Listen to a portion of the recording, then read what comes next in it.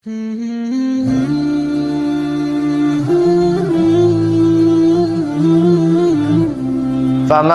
زحزح عن النار وأدخل الجنة فقد فاز وقال النبي صلى الله عليه وسلم الكيس من دان نفسه وعمل لما بعد الموت والعاجز من اتبع نفسه هواها وتمنى على الله او كما قال صلی اللہ علیہ وسلم۔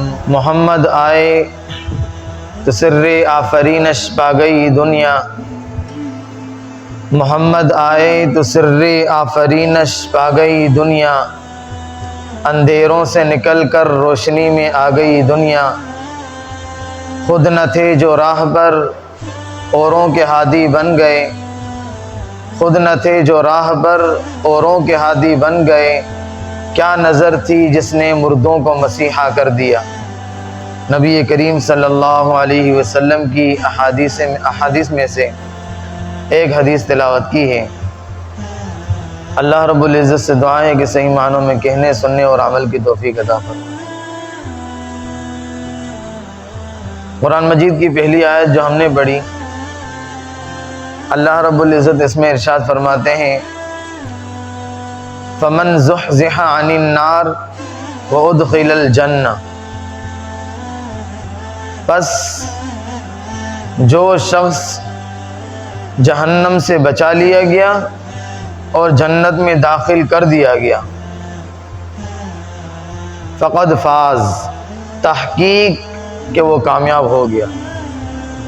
وَمَا الْحَيَاةُ الدُّنْيَا إِلَّا مَتَاعُ الْغُرُورِ، آگے اللہ رب العزت فرما رہے ہیں اسی آیت میں کہ یہ دنیا دھوکے کا گھر ہے، آپ اسی کو کامیابی اور اسی کے اندر ناکامی کو بناتے ہیں کہ بھئی میں یہ کر لوں گا تو میں کامیاب ہو جاؤں گا، میں یہ کروں گا تو میں ناکام ہو جاؤں گا۔ کامیابی اصل جو ہے وہ آخرت کی کامیابی ہے۔ نبی کریم صلی اللہ علیہ وسلم کی حدیث جو ہم نے پڑھی، اس کا ترجمہ ہے الکیس، عقل مند، دانا، ہوشیار انسان وہ ہے، تینوں ترجمے ہیں، عقل مند، دانا، ہوشیار۔ بعض لوگ کہتے ہیں بھئی حدیث کے تین ترجمے کیسے ہو سکتے ہیں؟ تینوں ترجمے ہیں، ٹھیک ہے جی۔ ہماری عوام کے اندر جو ہے نا رضا بھی دو چیزیں بہت آسان ہیں، اور وہی دو کام جو ہے نا علماء کرام کے لیے مشکل ہے۔ بڑے بڑے علماء کرام سوچ سمجھ کے جواب دیں گے۔ نمبر ایک، ہر ایک پر فتویٰ ٹھوکنا، یہ عوام کے لیے بہت آسان ہے، ٹھیک ہے جی۔ یہ ایسا ہے، وہ کافر ہے، وہ جہنمی ہے، یہ فاسق ہے، یہ فاجر ہے، بس فتویٰ ٹھوک دیا۔ بھی کافر بنانا اتنا آسان تھوڑی ہے ٹھیک ہے بھائی، یہ عوام کے لیے آسان ہے اور علماء کرام کے لیے بہت مشکل مسئلہ ہے، ٹھیک ہے جی۔ اور دوسرا کام جو عوام کے لیے آسان ہے، ہر ایک پر اعتراض کرنا، اور یہی کام جو نا علماء کرام کے لیے بھی مشکل ہے۔ ہر ایک پر اعتراض نہیں کریں گے، اعتراض کریں گے تو دلیل کے بنیاد پر کریں گے، ٹھیک ہے بھائی۔ بہرحال بیچ میں ایک بات آ گئی، تو یہ حدیث کے تینوں ترجمے آتے ہیں بھائی۔ الکیس، عقل مند، دانا، ہوشیار آدمی وہ ہے من دان نفسہ، جو موت سے پہلے اپنے آپ کو پرکھے، اپنے آپ کو ٹٹولے کہ میں نے اللہ کو کتنا پایا ہے اور اللہ کو میں نے، اللہ تعالیٰ ہم سب کی حفاظت فرمائے، کتنا کھویا ہے۔ اپنے آپ کو ٹٹولے موت سے پہلے، جانا تو ہے ہر کسی کو، وہ تو لا محالہ جانا ہے۔ یہی ایک چیز ہے کہ جس کے اندر نہ ڈاکٹر کا اختلاف ہے، نہ پروفیسر کا اختلاف ہے، نہ مفتی کا اختلاف ہے، نہ کسی عالم کا اختلاف ہے، نہ بڑے کا نہ چھوٹے کا۔ آنے کی ترتیب ہے، جانے کی کوئی ترتیب نہیں ہے۔ باپ زندہ ہے، بیٹے جا رہے ہیں، کندھے پہ اٹھا کے لے جا رہے بیٹے کو۔ بہرحال من دان نفسہ، جو موت سے پہلے اپنے آپ کو ٹٹولے، اپنے آپ کو جانے کہ بھئی میں نے اللہ کے لیے کیا کیا پایا ہے اور کیا کیا کھویا ہے۔ والعاجز، نادار، بے وقوف، ناسمجھ انسان وہ ہے من اتبع نفسہ ہواہا، جو اپنی نفسانی خواہشات کی پیروی کرتا رہے۔ رشوت نفسانی خواہش ہے، شریعت منع کرتی ہے، اللہ اور اللہ کا کلام نبی کریم صلی اللہ علیہ وسلم کی مبارک تعلیمات منع کرتی ہیں۔ آپ کا نفس کہہ رہا ہے کہ نہیں لو، یہ آپ اپنی نفسانی خواہشات پر پیروی کرنا، اس کو کہتے ہیں سود۔ اللہ رب العزت نے منع کیا ہے، نبی کریم صلی اللہ علیہ وسلم کی بے شمار احادیث اس پر مدلل ہیں۔ اللہ رب العزت کا کلام پاک اس میں ارشاد فرماتے ہیں کہ جو سود کھاتا ہے، لیتا ہے، دیتا ہے، اس سود کے لین دین میں جو لکھت پڑھت کرتا ہے، قلم چلاتا ہے، گواہ بنتا ہے، یہ سب اللہ اور اللہ کے رسول کے ساتھ جنگ کا اعلان کر رہے ہیں۔ اللہ اور اللہ کے رسول کے ساتھ جنگ کا جو اعلان کرے گا وہ دنیا کی در در کی ٹھوکریں کھائے گا۔ یہ تو میرا اور آپ کا یقین ہے۔ اللہ اور اللہ کے رسول کے ساتھ جنگ کا جو اعلان کرے گا وہ کہاں جیت سکتا ہے؟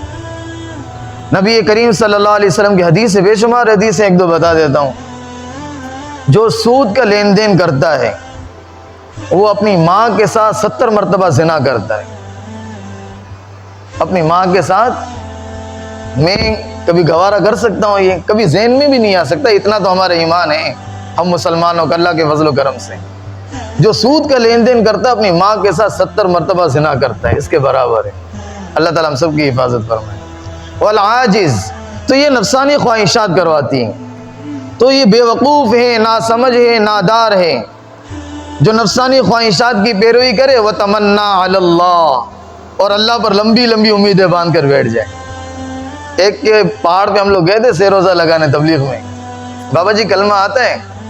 کلموں کو تو اچھے پڑھندا سی، کلمہ نہیں آتا ہے، ٹھیک ہے جی، سناؤ تو صحیح، نہیں آتا ہے، پڑھ بھی نہیں سکتا، 70 سال کی عمر ہے بیچارے کی، کلمہ نہیں آتا ہے۔ اچھا کبھی نماز پڑھی ہے؟ تو نماز اچھی نماز آتی نہیں ہے، سمجھا گی؟ کلمہ نہیں آتا، نماز نہیں آتی۔ اچھا بھائی پھر قیامت کے دن آپ کو مرنا ہے، اللہ کو جواب دینا، کیا کرو گے؟ بولتے ایک سائیں ہمارے پاس آتا ہے، ایک سائیں ہمارے پاس سال کا ڈنڈ لے کے جاتا ہے، اس نے ہم کو یہ کہا ہے کہ تمہارا روزہ بھی معاف، تمہاری نماز بھی معاف، تمہاری زکوٰۃ بھی معاف، اللہ اللہ خیر صلی اللہ۔